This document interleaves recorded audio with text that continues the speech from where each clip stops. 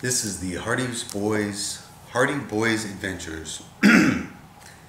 This is the Hardy Boys Adventures. I used to enjoy these books a lot when I was young. That was about 40 years ago now. So I thought it might be nice if I read them to you. This is by Franklin W. Dixon. Secret of the Red Arrow.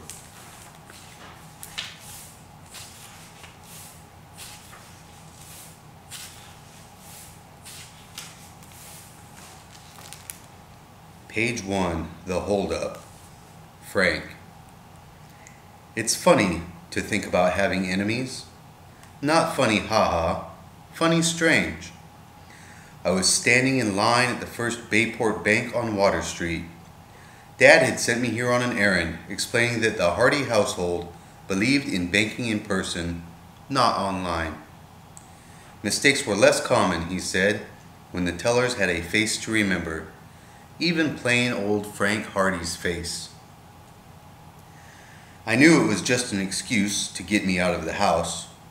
You're spending too much time cooped up in front of a computer screen. Dad, Mom, Aunt Trudy, and my brother Joe each told me that at least 5 times a day. Well, they weren't the ones who had to give a speech. That's right, in 1 week, yours truly had to get up in front of the entire Bayport High School student body to present my American history paper on civil liberties, which my teacher, Miss Jones, had called exceptional.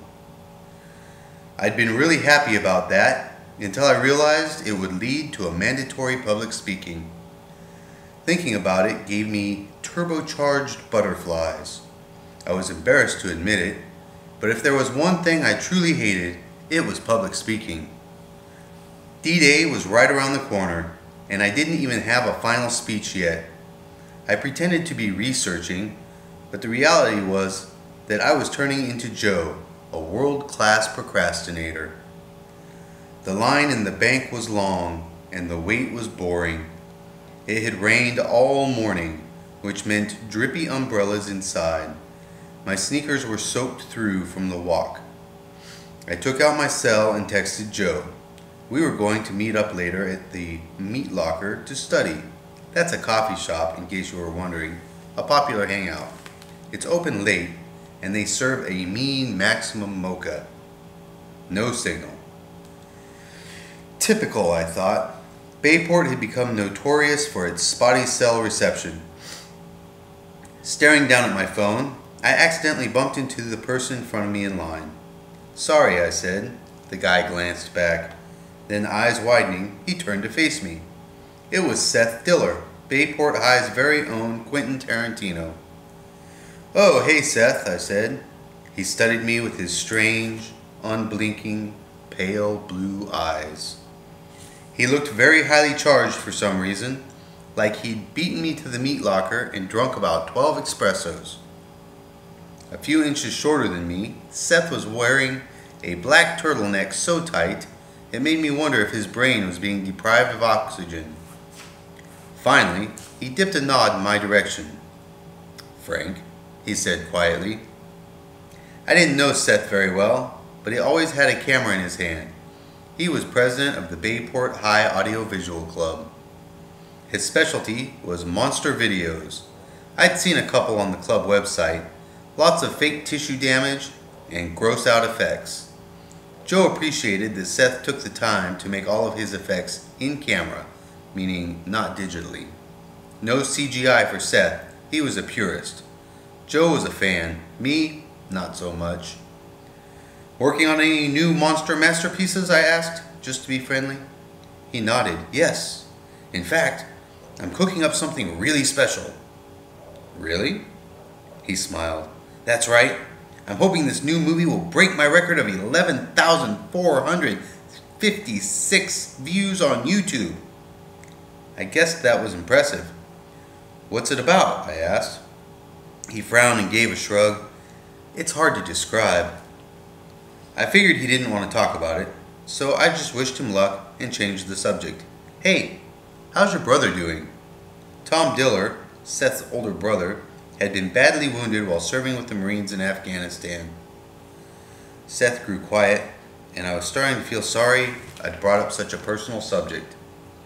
That's when we heard the screams. "Everybody stay where you are!" a voice yelled.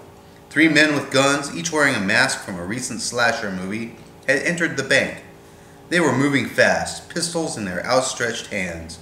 One disarmed the security guard, dropped the guard's gun in the trash can, and forced him to lie on the floor.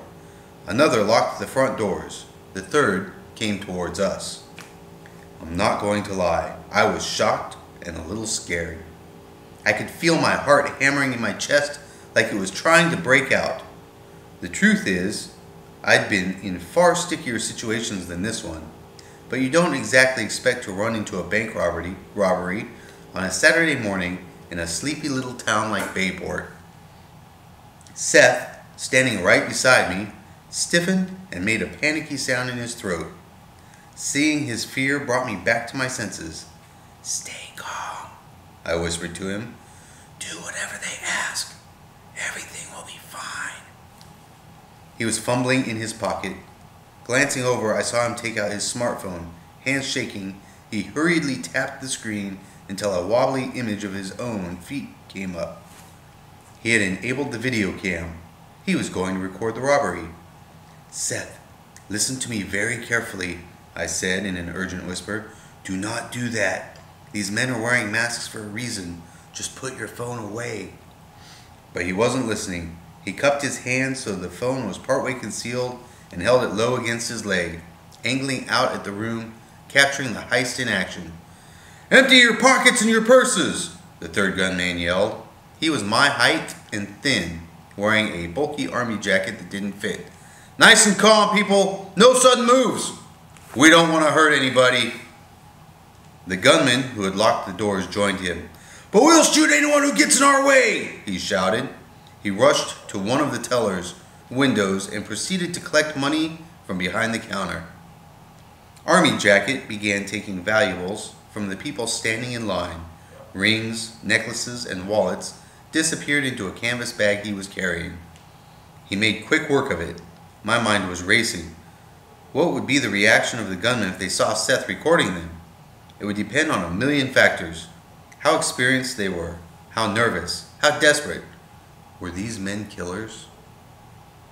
Army Jacket reached Seth, standing right by my side. I held my breath. The gunman paused only for an instant while Seth dropped his wallet and wristwatch into the canvas bag in one movement. I hadn't seen Seth's phone in his other hand. I breathed a 2-second sigh of relief.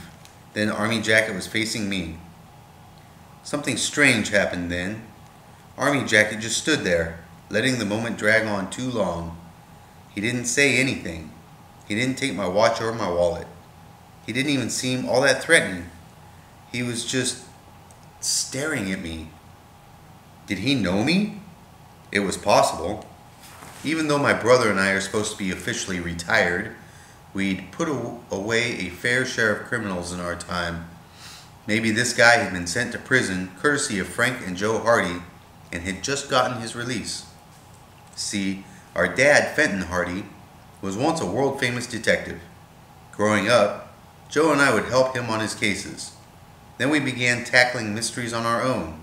We were proud of our successes, but after one too many close calls, things started to get a little out of hand.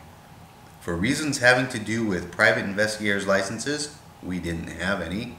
Insurance, none of that either. And the threat of being sued by every hoodlum we ever put under a citizen's arrest. Which is not how my brother and I wanted to spend the remainder of our teenage years, provided we're lucky enough to survive them. Some of us even had hopes of college one day, of a scholarship, of a normal life. So with a few phone calls, including references from our principal and assurances to the police chief and state attorney general, we retired. Officially, it stays that way for all the Hardys. Our dad writes books on the history of law enforcement, and Joe and I go to high school.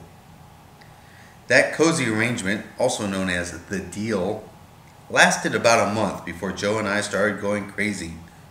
Maybe being a detective is something in your blood. I don't know.